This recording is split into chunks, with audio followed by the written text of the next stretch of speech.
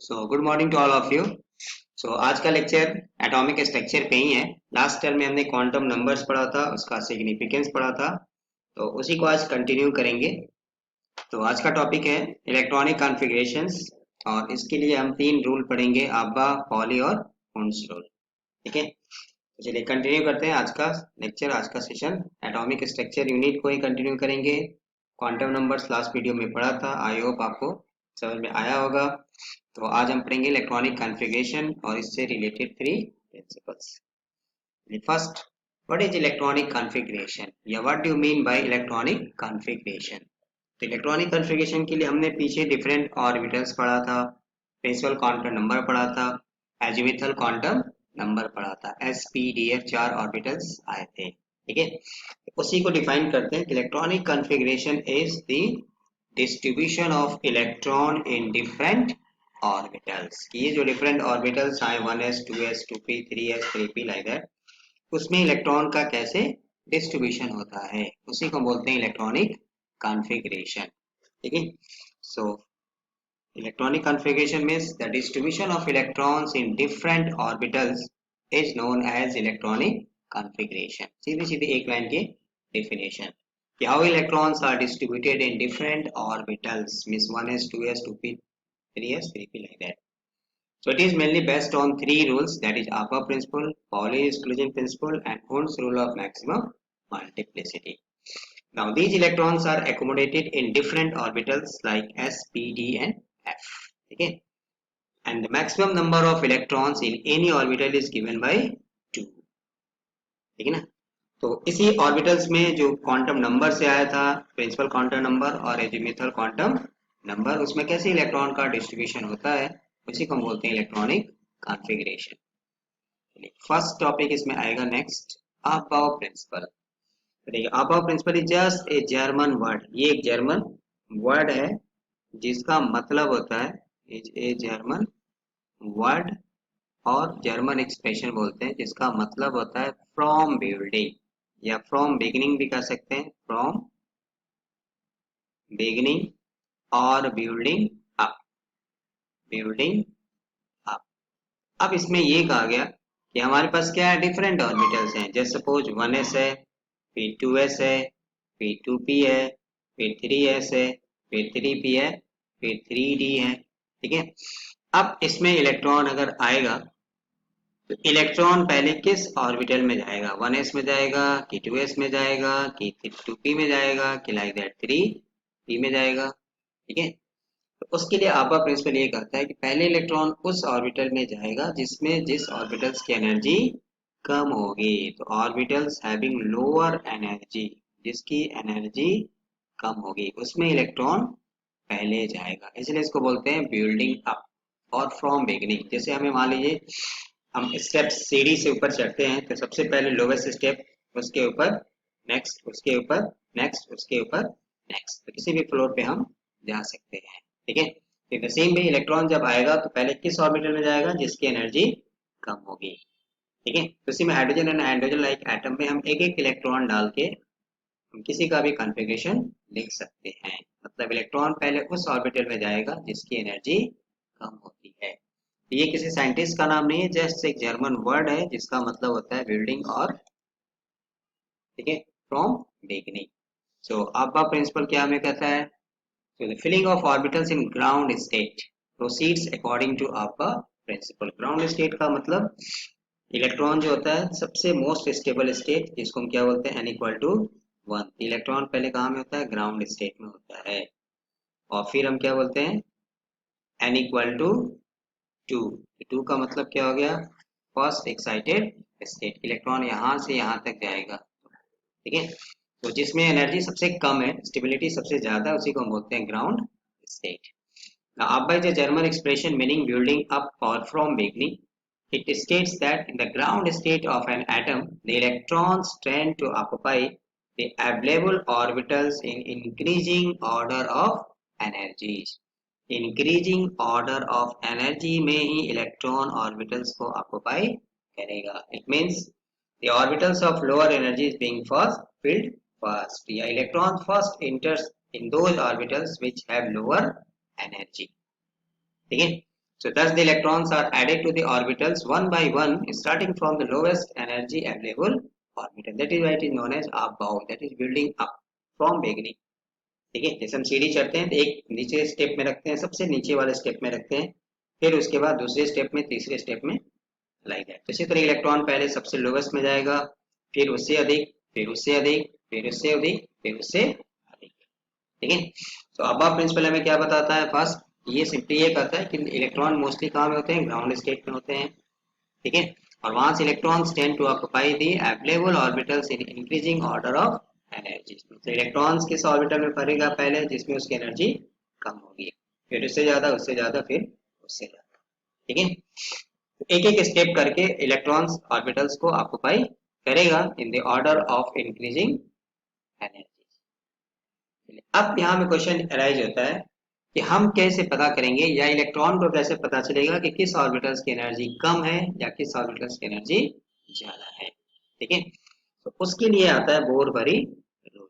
तो इसमें हमने पीछे भी पढ़ा था प्रिंसिपल क्वांटम नंबर में भी, लास्ट वीडियो में, कि n प्लस एल रूल इसको बोलते हैं। तो जिस ऑर्बिटल्स के लिए n प्लस एल की value, principal quantum number plus azimuthal quantum number, इनकी वैल्यू अगर कम है तो उसमें इलेक्ट्रॉन्स की, मतलब उसकी एनर्जी क्या होगी? कम होगी। तो इलेक्ट्रॉन पहले उस ऑर्बिट में जाएगा। तो electron इंटर्स first in those orbitals having lower value of n plus L. ठीक है, तो चलिए मान लीजिए हमने दो का निकाला, जैसे सपोज 1s और 2s। तो इसके लिए n की वैल्यू क्या होगा? बोलिए, लास्ट वीडियो में पढ़ा था n इक्वल टू 1, s लिखा है तो इसके लिए l की वैल्यू क्या होगा? सिर्फ और सिर्फ 0। दोनों को ऐड करिए तो क्या मिला? 1। सिमिलरली इसके लिए n की वैल्यू क्या लेंगे? No doubt 2। s है तो इसके लिए l की वैल्यू क्या आएगा? 0। दोनों को ऐड किया तो क्या मिला? 2। अब बोलिए, पहले फर्स्ट रूल ये क्या बोलता है कि जिस ऑर्बिटल के लिए, मतलब 1s के लिए n प्लस एल की वैल्यू कितना आ रहा है? 1। और 2s के लिए n प्लस एल की वैल्यू क्या आ रहा है? 2। अब इलेक्ट्रॉन जब अगर आएगा तो पहले किस ऑर्बिटल में जाएगा? पहले 1s में जाएगा, क्योंकि इसकी एनर्जी क्या है? कम है। इसकी एनर्जी क्या है? ज्यादा है। ठीक है, तो एनर्जी ऑफ ऑर्बिटल्स के लिए तो अब्बा प्रिंसिपल हमें ये कहता है कि इलेक्ट्रॉन वह उस ऑर्बिटल में जाएगा जिसकी एनर्जी कम है, नंबर 1। ठीक है, अब सेकेंड क्वेश्चन आता है कि किस ऑर्बिटल की एनर्जी कम है या किस ऑर्बिटल्स की एनर्जी ज्यादा है, तो वो हमें कैसे पता चलेगा? तो उसी के लिए आता है n प्लस एल रूल या बोर बरी रूल। ठीक है, तो इसमें यह कहते हैं कि जिस ऑर्बिटल्स के लिए एनर्जी, जिस ऑर्बिटल्स के लिए n प्लस एल की वैल्यू ज्यादा होगा उसकी एनर्जी ज्यादा होगा। So Bohr-Bury rules determines the energy of an orbital with the help of their n plus l values.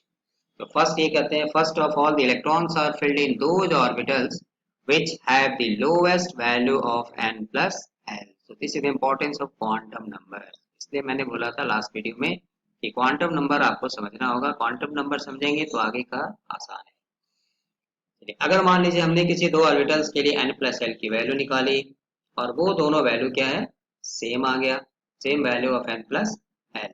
In that case किसकी एनर्जी कम होगी? तो जिस ऑर्बिटल्स के लिए n की वैल्यू कम होगा उसकी एनर्जी कम होगा। एनर्जी कम होगा तो उसमें इलेक्ट्रॉन पहले जाएगा। ठीक है, तो बोर बरी रूल, और या सिंपली इसको बोलते हैं n प्लस एल रूल। तो नंबर 1, उस ऑर्बिटल में इलेक्ट्रॉन पहले जाएगा जिसके लिए n प्लस एल की वैल्यू कम है, या जिस ऑर्बिटल के लिए n प्लस एल की वैल्यू कम है उसकी एनर्जी कम है। तो हमें डायरेक्टली एनर्जी का भी क्वेश्चन आता है, ऑब्जेक्टिव क्वेश्चन। अगर दो ऑर्बिटल के लिए n प्लस एल की वैल्यू सेम हो गया, तब इलेक्ट्रॉन किस में जाएगा?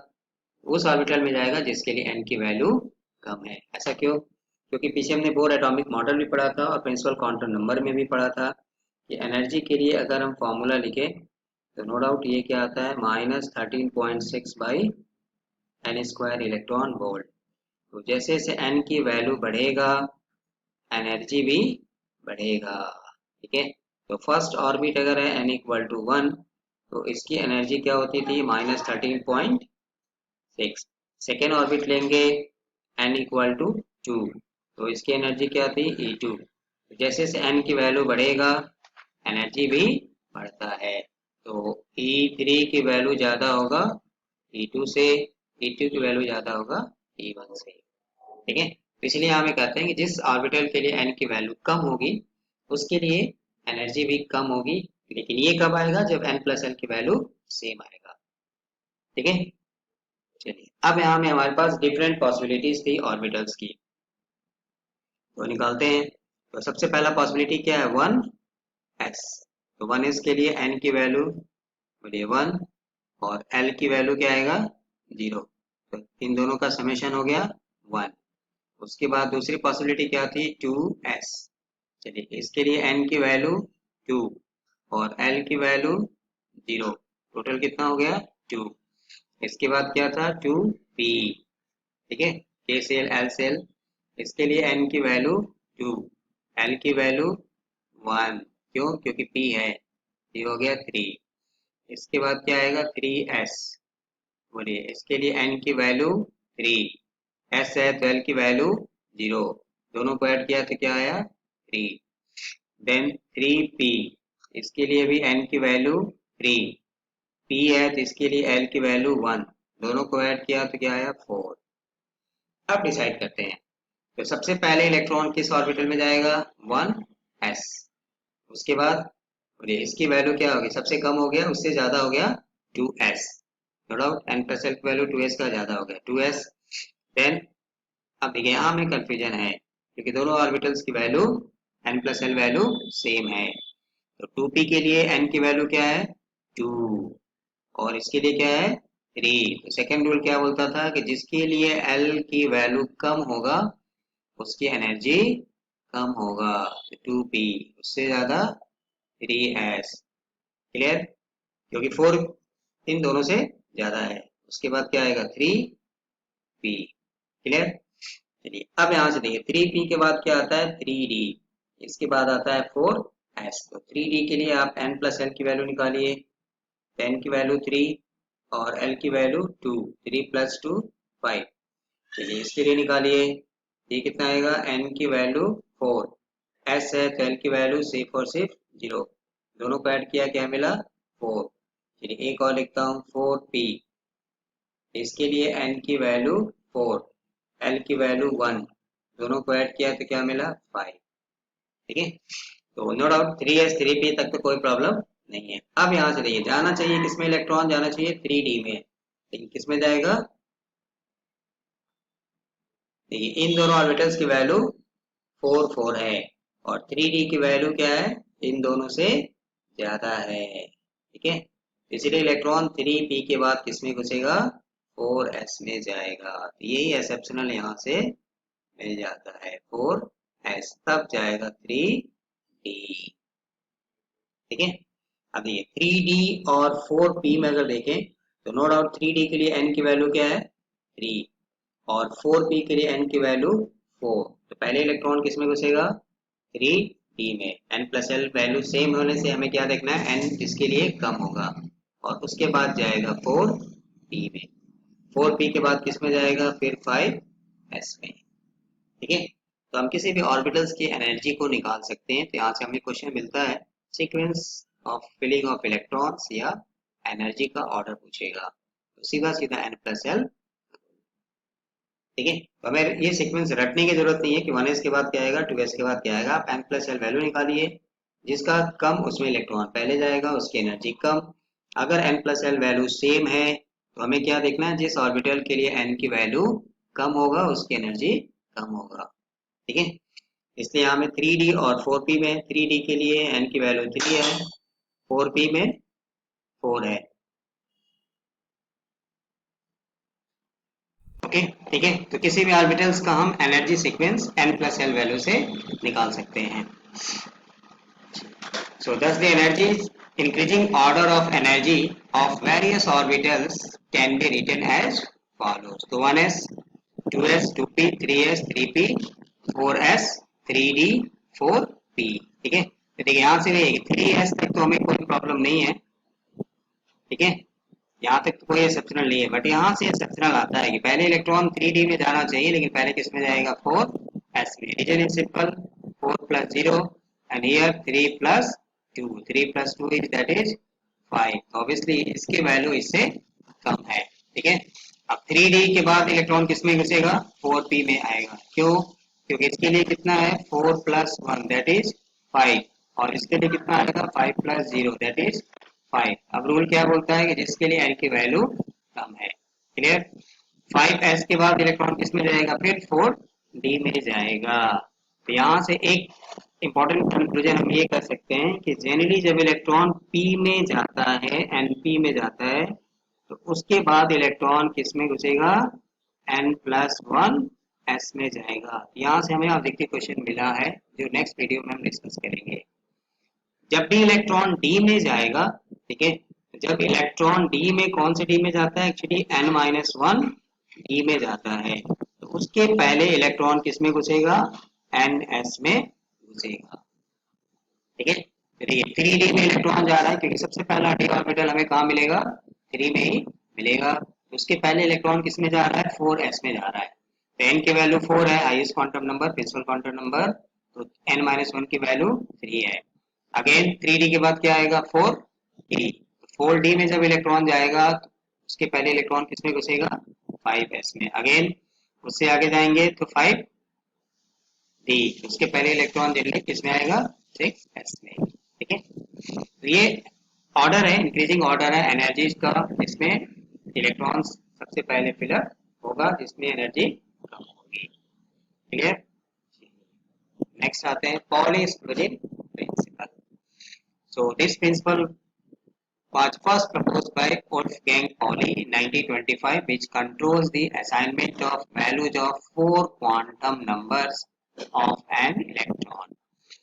It applies certain restrictions on the values of electrons in an atom and hence the name exclusion principle. तो कहीं कहीं हमें सब्जेक्टिव क्वेश्चन पूछता है कि इसको हम एक्सक्लूजन प्रिंसिपल क्यों बोलते हैं। सिंपली हम इसको पॉली प्रिंसिपल भी बोल सकते थे, बट एक्सक्लूजन प्रिंसिपल इसलिए बोलते हैं कि इन्होंने एक रिस्ट्रिक्शन लगाया था क्वांटम नंबर्स के लिए, इलेक्ट्रॉन्स के लिए। ठीक है, तो इसका स्टेटमेंट क्या लिखेंगे, so this principle states that according to Pauli exclusion principle no two electrons in a multi-electron system can have the same set of 4 quantum numbers. तो किसी भी दो इलेक्ट्रॉन के लिए चारों क्वांटम नंबर मतलब n, l, m और s की वैल्यू, स्पिन क्वांटम नंबर की वैल्यू सेम नहीं होगा। So what is the importance or significance or consequences of Pauli exclusion principle? So it restricts the number of electrons that can be accommodated in any orbital. So according to Pauli exclusion principle, the maximum number of electrons that can be accommodated in any orbital is given by 2. सिर्फ हमको 2 ही electron जाएगा किसी भी orbital में। ठीक है, तो चलिए इस स्टेटमेंट का मतलब समझते हैं। तो चलिए मान लेते हैं कि कोई भी इलेक्ट्रॉन है, जैसे सपोज 2s में है, हमने यहाँ पे ले लिया 2s2।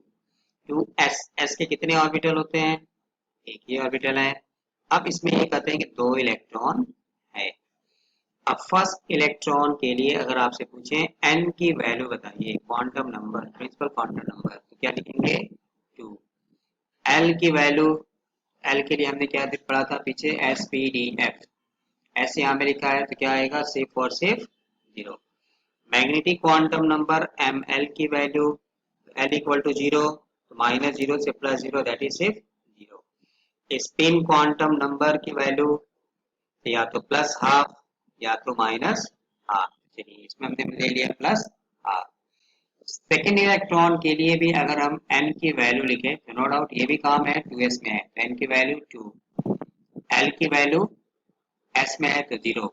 मैग्नेटिक क्वांटम नंबर कितना आएगा 0। तो स्पिन क्वांटम नंबर अगर हम लिखें ms तो ये कितना आएगा, देखिए अब हम इसको +½ दे दिए हैं तो दूसरा स्पिन के लिए पॉसिबिलिटी क्या थी, -½ ठीक है। तो इस दोनों इलेक्ट्रॉन के लिए इस ऑर्बिटल में n2s2 में जो 2 इलेक्ट्रॉन हैं, इनके लिए चारों क्वांटम नंबर की वैल्यू सेम नहीं है। In case n, l, m, n, l और m principal quantum number, azimuthal quantum number और मैग्नेटिक क्वांटम नंबर की वैल्यू सेम है, तो they must differ in their spin quantum number. तो इसको बोलते हैं पॉली एक्सक्लूसिव प्रिंसिपल। अब यहाँ से ये कि ये हमें सिर्फ 2 ही इलेक्ट्रॉन जाएगा किसी भी ऑर्बिटल में। ऐसा क्यों है? तो चलिए मान लेते हैं कि हम s में 3 इलेक्ट्रॉन जाएगा। जैसे सपोज यहाँ में 3 इलेक्ट्रॉन गया, 1 2 3। तो इसके लिए स्पिन क्वांटम नंबर हम क्या लिखेंगे? Plus half. चलिए इसके लिए क्या देंगे? Minus half. अभी थर्ड वाले इलेक्ट्रॉन के लिए स्पिन क्वांटम नंबर हमें क्या लिखना पड़ेगा? आइदर प्लस हाफ और माइनस हाफ। तो ये पॉसिबल नहीं है according to Pauli exclusive principle. ठीक है, तो इसीलिए हमें क्या है कि पॉली एक्सक्लूसिव प्रिंसिपल का इंपॉर्टेंस क्या है कि ये हमें रिस्ट्रिक्शन बताता है कि किसी भी ऑर्बिटल में maximum number of electrons that can be accommodated is 2। सिर्फ 2 ही इलेक्ट्रॉन जाएगा, 2 से ज्यादा इलेक्ट्रॉन नहीं जाएगा। ठीक है, तो ये हमें ऑब्जेक्टिव क्वेश्चन में मिलता है ये स्टेटमेंट। रिस्ट्रिक्शन मैक्सिमम 2 ही इलेक्ट्रॉन जाएगा, ये कौन सा प्रिंसिपल हमें बताता है? Pauli exclusive principle. So no two electrons in any multi-electron system, any orbitals can have the same set of 4 quantum numbers. In case n, l, and m are same, they must differ in their spin quantum number. इसलिए आपको quantum number पढ़ते समय भी last video में मैंने कहा था कि स्पिन क्वांटम नंबर को हमें इसलिए ऐड भी किया गया था for the Pauli exclusive principle. Spin quantum number वह क्वांटम नंबर है जो श्रोडिंगर वेव इक्वेशन से डिराइव नहीं है। This is not derive from Schrodinger wave equation, और इसकी वैल्यू भी सिर्फ 2 ही पॉसिबिलिटी थी, प्लस हाफ और माइनस हाफ। इसलिए तीसरा इलेक्ट्रॉन यहाँ में नहीं आएगा। ठीक है, नेक्स्ट इसमें Hund's rule of maximum multiplicity. अब यहाँ से ये कि पॉली एक्सक्लूसिव प्रिंसिपल से हमें कंफर्म है कि चलिए एक ऑर्बिटल में मैक्सिमम कितने इलेक्ट्रॉन होंगे? 2 इलेक्ट्रॉन होंगे। तब हुंड ने कहा उनका डिस्ट्रीब्यूशन। तो electrons are accommodated in the degenerate. Degenerate का मतलब होता है हैविंग सेम एनर्जी। ये टर्म है जिसका मतलब होता है having same energy. Same energy का मतलब है कि हमने पीछे पढ़ा है कि p के कितने ऑर्बिटल होते हैं? px, py, pz। तो p के 3 ऑर्बिटल हैं, px, pz और py। इसके लिए quantum number, magnetic quantum number 0, -1, +1।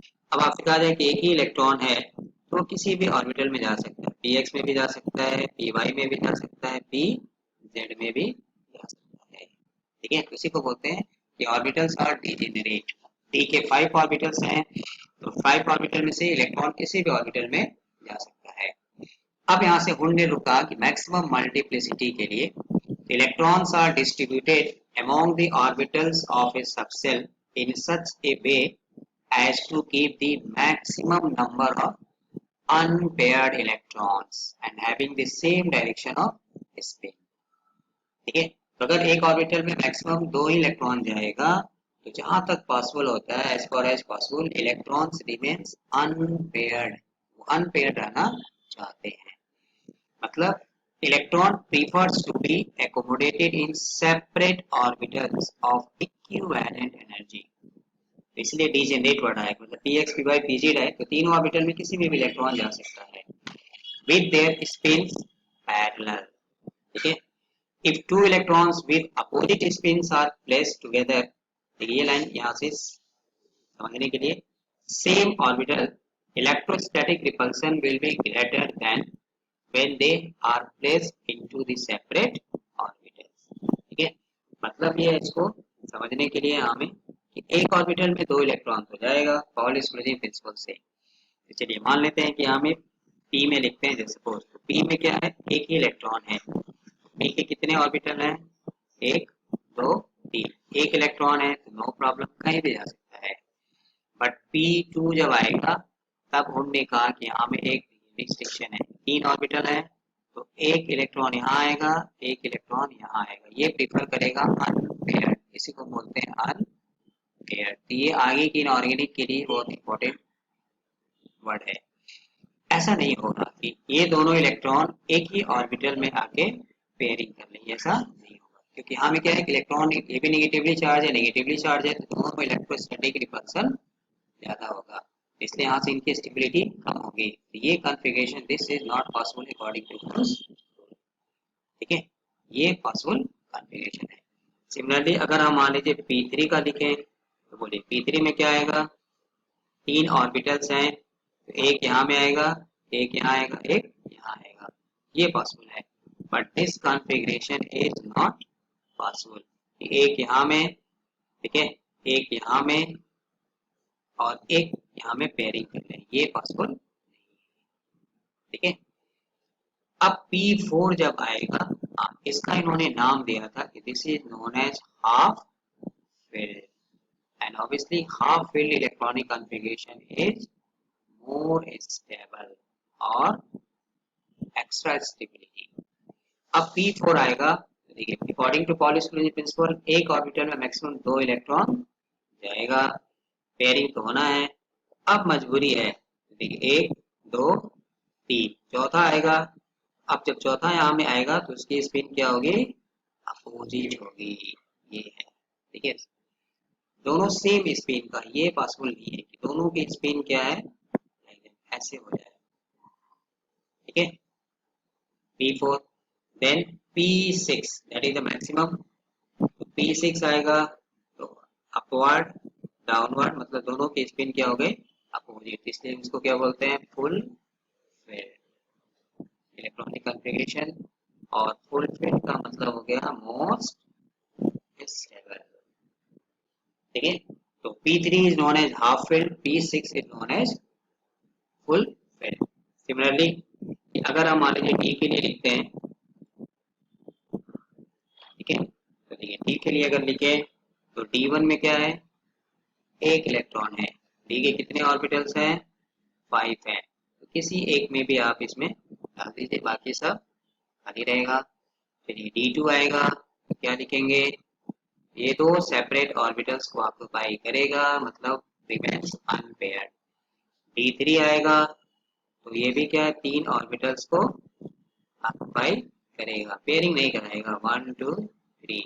Similarly D4 आएगा तो ये 1 2 3 4 5 सब में एक एक इलेक्ट्रॉन आएगा, 3 4 ये खाली रहेगा, ठीक है।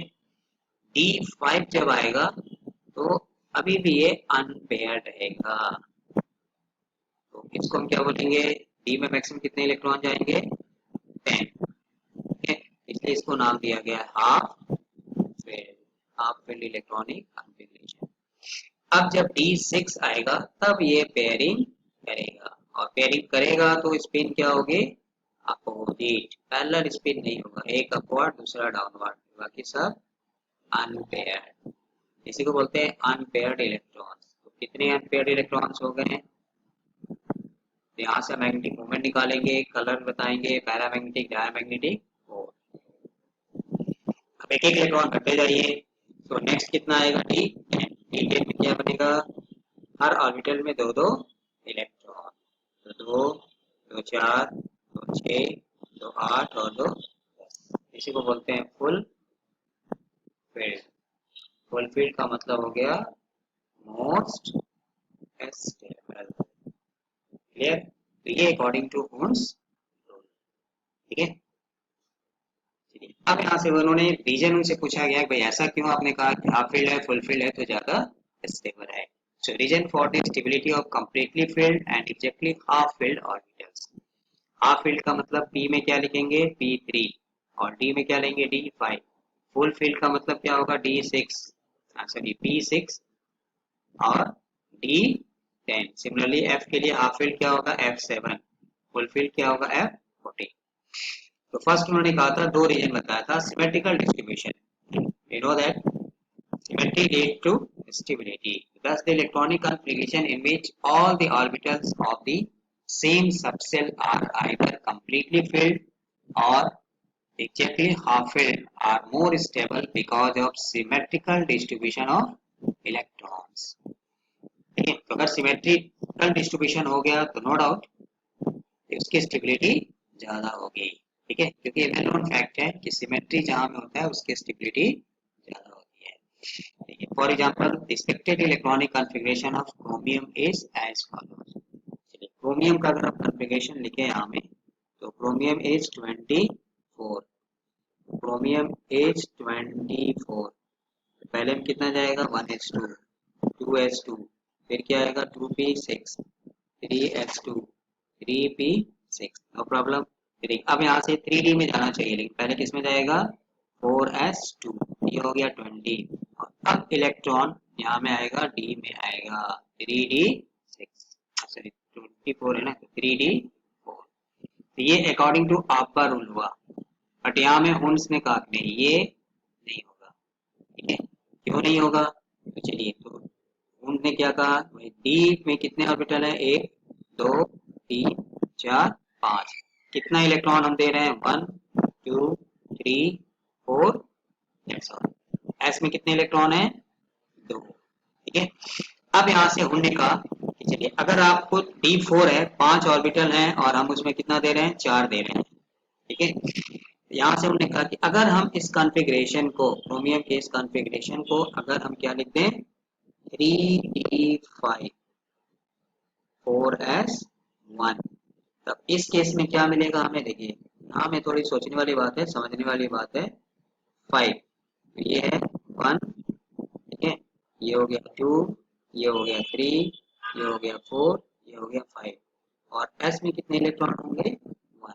अगर आपसे अगर पूछा जाए, ठीक है, d में कितने इलेक्ट्रॉन थे 4, ये खाली था, और यहाँ में क्या है d5, तो this which one is more stable, किसको आप ज्यादा स्टेबल कहेंगे, इसको कहेंगे या इसको कहेंगे। तो no doubt this configuration is known as half filled, and half filled is more stable। ठीक है, तो इसलिए आपका रूल से तो 3d4 4s2 होना चाहिए क्रोमियम का, बट ये नहीं होता है, इसका कॉन्फ़िगरेशन होता है 3d5 4s1। क्लियर, तो इसलिए सिमेट्रिकल डिस्ट्रीब्यूशन होगा तो उसकी स्टेबिलिटी ज्यादा होगी। ठीक है, तो सेम एक कहानी है कॉपर की केस में। तो देखिए कॉपर एज 29, तो चलिए डॉट डॉट डॉट, जनरली हम शॉर्टकट में क्या बोलते हैं, 20 का मतलब होता है 4s2, और उसके बाद 29, 9 का मतलब हो गया 3d9। तो ये कॉन्फ़िगरेशन होना चाहिए on the basis of above rule. फिर यहाँ में हमने कहा कि नहीं ये गलत है।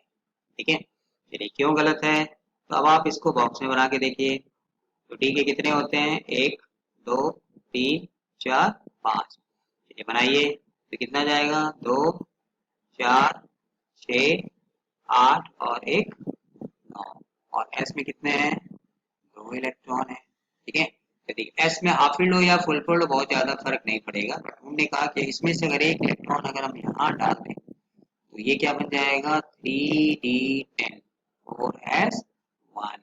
चलिए 3d10 अगर बन गया तो क्या बनेगा, नया बनाता हूँ। चलिए 3d10 अगर आ गया, तब सोचिए यहाँ में क्या चेंज हो गया, ड्रेस्टिक चेंज हो गया, मतलब ये सिमेट्रिकल हो गया। 1 2 3 4 5, 5 टू जा 10, और एस में 1 है तो हाफ फील्ड आप कह सकते हैं, 2 है तो फुल फील्ड कहेंगे, इसलिए ये फुल फील्ड हो गया। फुल फील्ड होने का मतलब इसकी स्टेबिलिटी मोस्ट स्टेबल।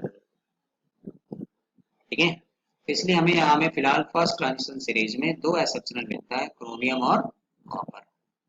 ठीक है, तो इसका रीजन क्या है, अकॉर्डिंग टू हुंस रूल, मतलब सिमेट्रिकल डिस्ट्रीब्यूशन। तो this is one of the limitation of आपका रूल, लिमिटेशन भी है आपका रूल का। क्लियर, ठीक है, but if one of the, मैंने जो ये पीछे भी डिस्कस किया वही यहाँ पे लिखा है, if one of the 4s electron shifted to vacant 3d orbital, the distribution of electron will become more symmetrical, and this will impart extra stability.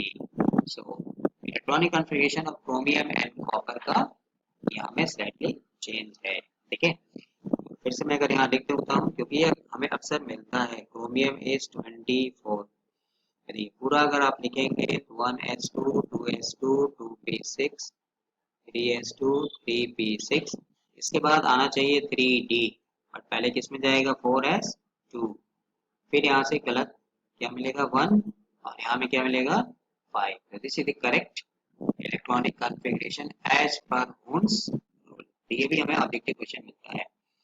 Similarly अगर कॉपर के लिए लिखेंगे तो कॉपर इज 29, 29 का मतलब 1s2 2s2 2p6 3s2 3p6 बोलिए 3d।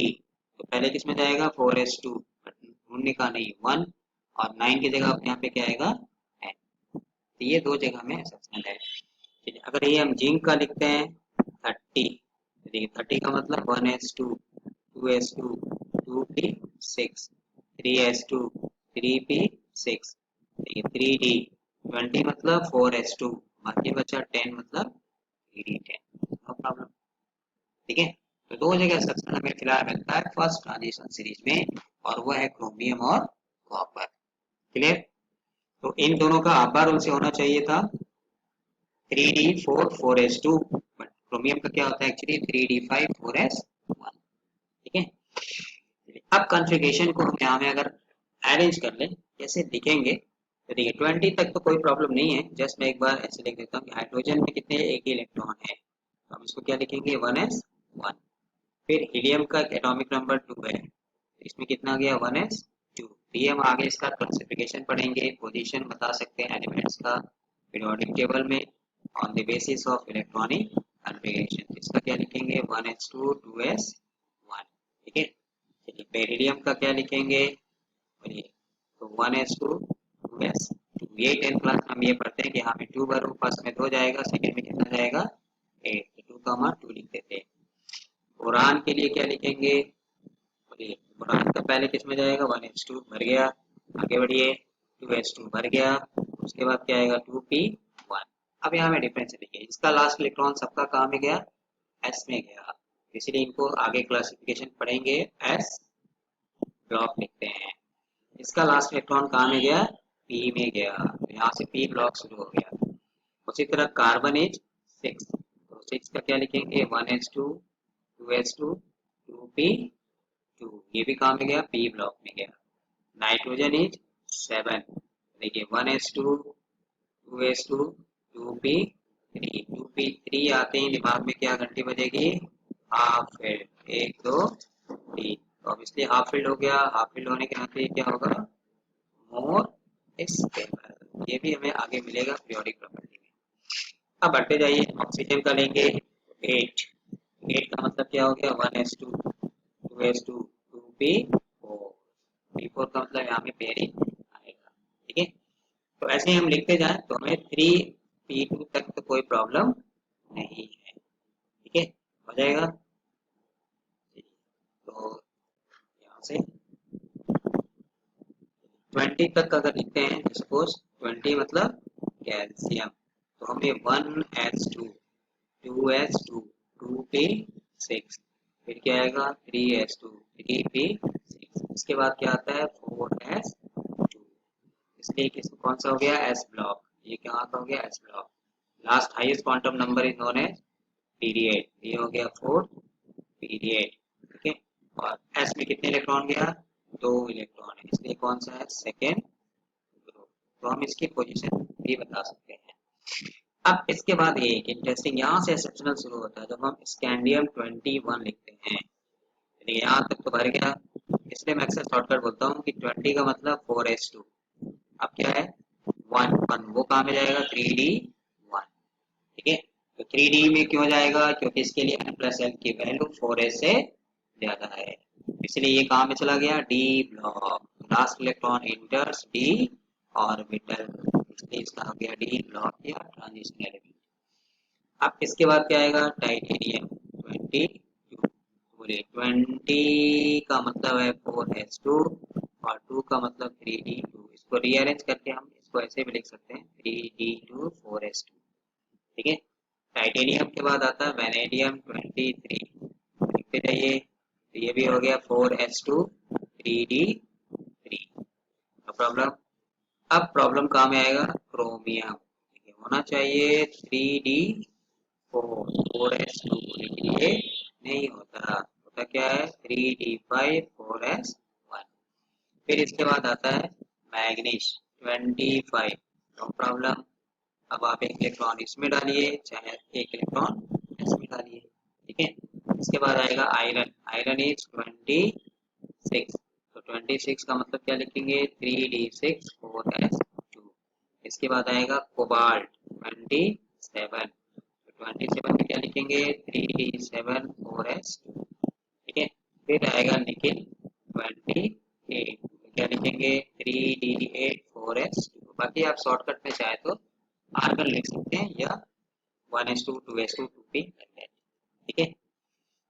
अब problem कहाँ में आया, क्रोमियम के कॉपर में, कॉपर इज 29, तो इसलिए हम इसको ऐसे भी लिखते हैं, ऑब्जेक्टिव में हमें ऐसे लिख के पूछता है 3d10 4s1 होना चाहिए, 3d9 4s2 बट होता ये है। और जिंक का 30, तो जिंक में क्या हो गया आर्गन, हीलियम नियॉन आर्गन, ये हो गया 3d10 4s। इसके बाद आप हैं 31, 4s के बाद क्या आएगा 4p, यहाँ से p ब्लॉक शुरू हो जाएगा, ठीक है। तो ये फर्स्ट रीजन था सिमेट्रिकल डिस्ट्रीब्यूशन के लिए। सेकंड क्या कहा उन्होंने, exchange energy. So exchange energy मतलब the electrons with parallel spins present in degenerate orbitals tends to exchange their position, ठीक है।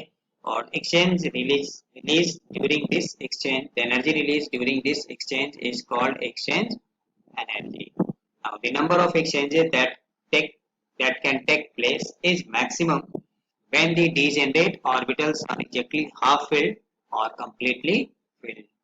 तो दूसरा रीजन यहाँ से, पहला उन्होंने सिमेट्रिकल डिस्ट्रीब्यूशन कहा था और दूसरा क्या कहा एक्सचेंज एनर्जी।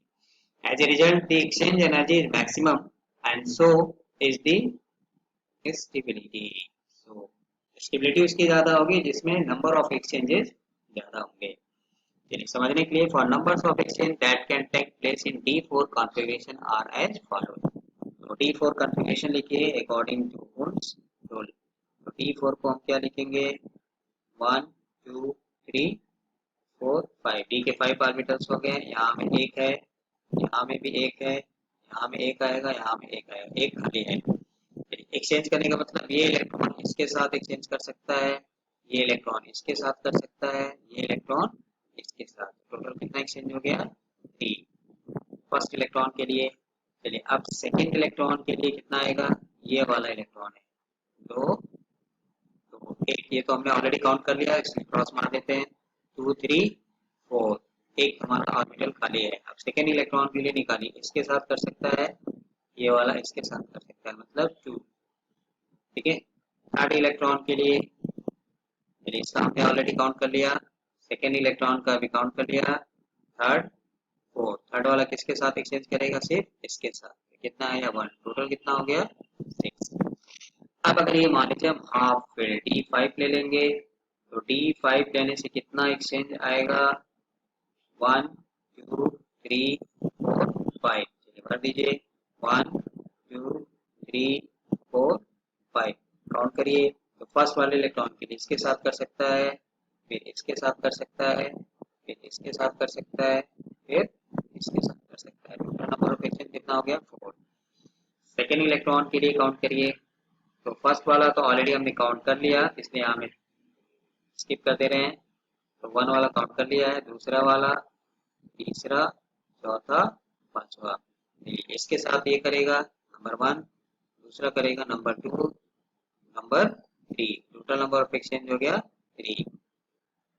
अगेन आगे बढ़िए, सो 1 2 3 4 5, फर्स्ट का हमने काउंट कर लिया, सेकेंड का भी काउंट कर लिया। अब थर्ड इलेक्ट्रॉन 4 5, तो थर्ड किसके साथ करेगा, इसके साथ और इसके साथ, कितना एक्सचेंज हो गया 2। और लास्ट वाला मतलब 4 वाला किसके साथ करेगा, सिर्फ 5 के साथ करेगा। तो 4 वाले का मैं यहाँ लिख देता हूँ, 4 वाला किसके साथ करेगा 5 के साथ 1। टोटल कितने एक्सचेंज हो गए 4 + 3 + 2 + 1 दैट इज 10, ठीक है। तो D4 था तो टोटल नंबर ऑफ एक्सचेंज कितना था 6। D5 मतलब हाफ फील्ड हो गया, तो टोटल नंबर ऑफ एक्सचेंज कितना हो गया 10। Which one is more stable, obviously greater the number of exchange greater will be stability, क्योंकि एक्सचेंज एनर्जी ज्यादा होगा। तो D5 सब यहाँ पे हो गया, हाफ फील्ड होने के नाते इसकी स्टेबिलिटी सबसे ज्यादा है, ठीक है। तो सेकेंड रीजन उन्होंने कहा था exchange energy. Last topic nodal plane. तो ये लास्ट वीडियो में हमने पढ़ा था ऑर्बिटल्स, तो श्रोडिंगर वेव इक्वेशन ने क्या किया, डी ब्रॉगली और हाइगेनबर्ग अनसर्टेनिटी के बाद ये कंफर्म हो गया कि इलेक्ट्रॉन में क्या है, सिर्फ वेव नेचर है। इसलिए श्रोडिंगर ने एक फंक्शन डिफाइन किया था, इसको हम पढ़ते हैं साई। ठीक है, और उन्होंने क्या किया था, ऑर्बिट वर्ड जो दिया था रदरफोर्ड और बोर ने, इसको रिप्लेस कर दिया ऑर्बिटल से। And orbital is defined as the three dimensional space around the nucleus where the probability of finding an electron is maximum। ठीक है, तो orbit word is replaced by orbital. Uncertainty principle तो जो bore ने कहा था, ठीक है, उन्होंने उसकी रेडियाई बता दी थी, वेलोसिटी बता दिया था, एनर्जी बता दिया था, उसको रिप्लेस कर दिया गया प्रोबेबिलिटी से। सो उसी में ये है कि मैथमेटिकली कहते हैं कि probability can never be zero, but chemistry में क्या है कि हमें मैक्सिमम प्रोबेबिलिटी चाहिए इलेक्ट्रॉन के पाए जाने की। So nodal plane, there is a plane passing through nucleus on which the probability of finding an electron is almost zero। मतलब कहीं ऐसा जगह है न्यूक्लियस के अराउंड थ्री डायमेंशनल स्पेस में जहां में हमें इलेक्ट्रॉन नहीं मिलेगा, उसी को बोलते हैं हम नोडल प्लेन और simply node. So alternatively, the point where the wave function changes sign from positive to negative represent a node। तो रेडियल डिस्ट्रीब्यूशन फंक्शन जब कर्व बनाते हैं तो जहां भी ये साइन चेंज करेगा, मतलब आपने कहीं देखा होगा कि इस तरह का कर्व आता है, ठीक है, जहां भी ये साइन चेंज हुआ मतलब ये प्लस और ये वाला माइनस, तो वो नोड को रिप्रेजेंट करेगा। ठीक है, नंबर ऑफ नोड्स को निकाल सकते हैं, तो नंबर ऑफ स्फेरिकल और radical nodes in any orbital is given by n minus l minus 1। Number of planar or angular nodes in any orbital is given by elemental quantum number।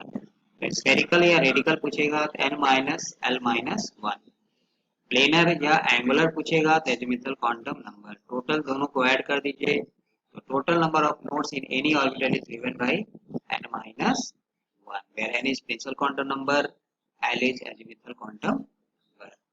तो इन nutshell nodal plane क्या मतलब है कि वो region around the nucleus या वह plane जहां में हमें इलेक्ट्रॉन के पाए जाने की प्रोबेबिलिटी जीरो होती है, इसको बोलते हैं नोडल प्लेन। ठीक है, या फिर ये भी कर सकते हैं कि जहां में वेव फंक्शन जो होता है, रेडियल डिस्ट्रीब्यूशन फंक्शन जो बनाते हैं, वहां में साइन चेंज करता है, मतलब पॉजिटिव से निगेटिव की तरफ जाएगा या निगेटिव से positive. Formula, total number of nodes in any orbital is n minus 1। अगर हमसे स्फेरिकल पूछेगा तो n माइनस l माइनस 1, और प्लेनर या एंगुलर पूछेगा तो सिर्फ एजिमुथल क्वांटम।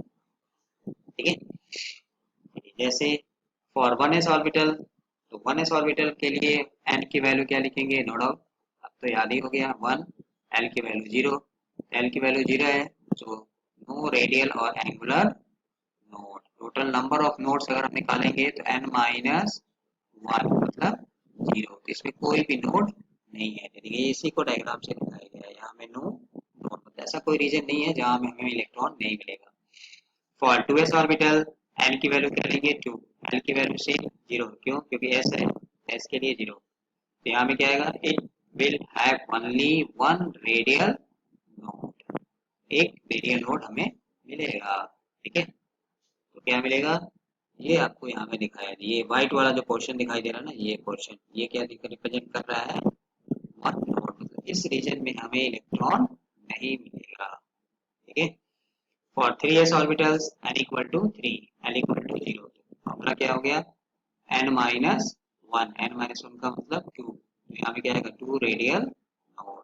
देखिए एक रेडियल नोड यहाँ में दिखाया गया है, एक नोड यहाँ में है और दूसरा नोड यहाँ है, तो 2 नोड। सिमिलरली अगर हमसे पूछता है कि 3p के लिए आप निकालिए टोटल नंबर ऑफ नोड्स, तो 3 के लिए कितना लेंगे, 3 माइनस 1 दैट इज 2। ठीक है, तो n की वैल्यू 3 और टोटल अगर नोट्स पूछेगा तो n माइनस 1, ये हो गया 2। प्लेनर पूछेगा p के लिए l की वैल्यू 1, किसी भी ऑर्बिटल का हम निकाल सकते हैं। ठीक है, तो नोड वो प्लेन है जहां में हमें कि इलेक्ट्रॉन नहीं मिलेगा। और ये चीज अगर आप बोर एटॉमिक मॉडल को रिमाइंड करें, रिकॉल करें, तो बोर ने कहा था ना कि फर्स्ट ऑर्बिट हमें कहाँ मिलेगा, a0 डिस्टेंस पे, जिसको हम बोलते हैं ना एटॉमिक रेडियस। तो सेकेंड कहाँ में आएगा, इसका 4 टाइम्स, इसके और इसके बीच में हमें इलेक्ट्रॉन नहीं मिलेगा, क्योंकि बोर्ड ने कहा था कि इलेक्ट्रॉन हमें उसी ऑर्बिट में मिलेगा जिसको बोलते हैं स्टेशनरी ऑर्बिट। तो m b r equal to n h upon 2 pi. ठीक है, तो फर्स्ट में कहाँ में मिलेगा A0, सेकेंड कहाँ में आएगा 4A0, थर्ड ऑर्बिट कहाँ में मिलेगा हमें इसका 9 टाइम्स, क्योंकि रेडियाई का फॉर्मूला भी उन्होंने निकाला था, तो 0.529 एन स्क्वायर। ठीक है, आई जेड, या ये भी कह सकते हैं एंगस्ट्रॉम। ठीक है, तो यहाँ से क्या मिलेगा एंगस्ट्रॉम। इसके जैसे n बढ़ेगा साइज भी बढ़ता है। ये वही रीजन है जहाँ में हमको इलेक्ट्रॉन नहीं मिलेगा, इसी को हम बोलते हैं नोडल प्लेन या सिंपली। ठीक है, तो चलिए ये था आज का सेशन, आज का lecture, electronic configuration, Pauli exclusion principle, आपका रूल्स और नोट्स। ठीक है, तो नेक्स्ट वीडियो में इस पे रिलेटेड क्वेश्चंस लेके आएंगे हम, ऑब्जेक्टिव क्वेश्चंस जहाँ भी हो। ठीक है, कैसे उसको सॉल्व करेंगे, उसका ट्रिक क्या होगा। ठीक है, तो तब तक आप वीडियो को, क्वांटम नंबर की वीडियो को भी देखिए, क्योंकि क्वांटम नंबर से ही रिलेटेड है इलेक्ट्रॉनिक कॉन्फ़िगरेशन भी। ठीक है, so thank you for watching. Like करिए, शेयर करिए, जिन्होंने अभी तक चैनल को सब्सक्राइब नहीं किया है वो सब्सक्राइब करके रखिए, ताकि आपको अपडेट्स मिलता रहे। ठीक है, नेक्स्ट जो भी वीडियो मिलेगा वो आपको केमिस्ट्री से रिलेटेड। ठीक है, so once again thank you for watching, मिलते हैं नेक्स्ट वीडियो में, तब तक के लिए